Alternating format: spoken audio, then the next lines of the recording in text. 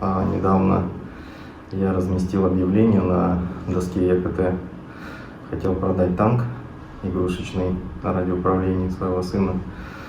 И через несколько дней ко мне вышли на связь через WhatsApp, уточнили сумму, особо не стали торговаться. Они мне ответили, что сейчас мы сами там оформим доставку через систему Яндекс.Доставки. И отправили мне ссылку. Вот, пожалуйста, заходите, там подтвердите получение денег и можете отправить танк. Но я так сразу подумал, что что-то тут не то.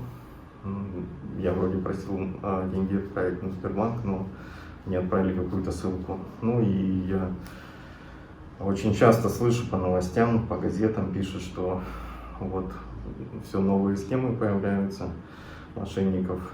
И подумал, что скорее всего это очередная попытка нажиться. Так я не попался, в принципе. И призываю быть бдительными